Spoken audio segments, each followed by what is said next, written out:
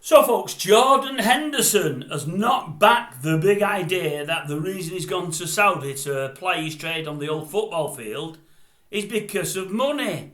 He says it's not that at all.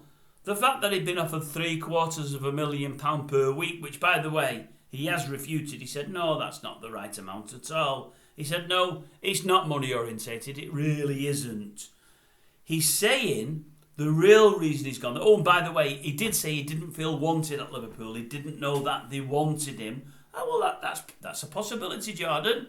You're maybe not as good as you was. Maybe a little bit older now, although I doubt they'd have got rid of you. But had they not wanted you, there's plenty of teams in the Premier League would have took you. I'm certain about that. There's loads in the Championship. And throughout Europe, I don't doubt. So I think you had plenty of opportunity. But anyway, didn't want any of that. The reason is he wanted to go to Saudi to spread the gospel, to open up football in areas where they're not really playing it. He said that's what he wanted to do. He said he wanted to bring football to other parts of the world.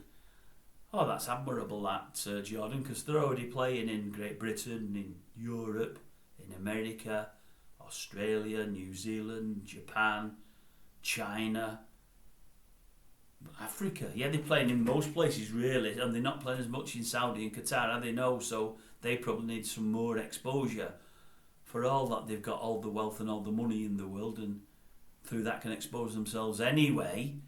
You thought they needed a light shining on themselves. Well, I think that the fact that Ronaldo's already there, probably the biggest figure in world football, he's already there, and the fact that as a country, human rights wise, which he was very keen on as well, they've got an abominable record. They don't look after anybody other than straight there. If you're anything other than straight, you've got an issue, and you can be put to death, you can be thrown off buildings, it can be anything.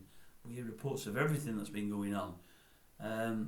So I'm not so sure what the lure would be of going to Saudi, other than probably money, although you say that's not the case.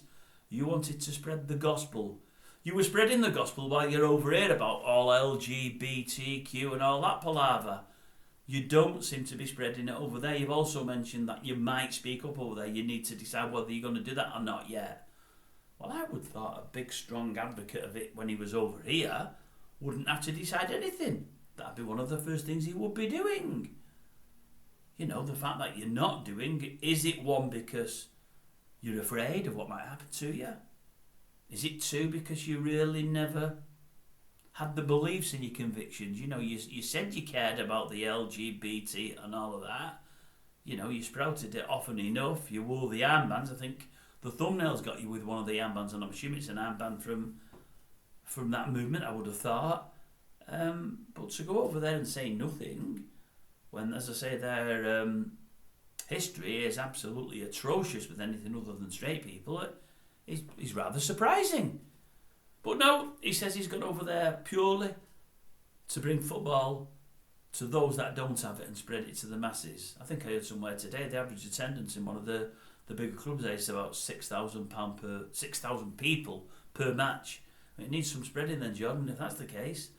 You're going from what, 50, 60,000 at Liverpool to 6,000 per match. Oh, that's good. I bet you'd enjoy that. You're going from an English climate where you've been born and brought up into probably one of the hottest climates on earth. You don't speak the language, or I wouldn't have thought you did. You possibly might not be over keen on the food. And as I say, if you open your mouth and let people know what you feel about LGBT and all the rest of it all, you're going to be in some trouble, me old son. So no, I'm not sure why you would have gone there other than for money, but we'll have to believe you. You don't tell lies, do you?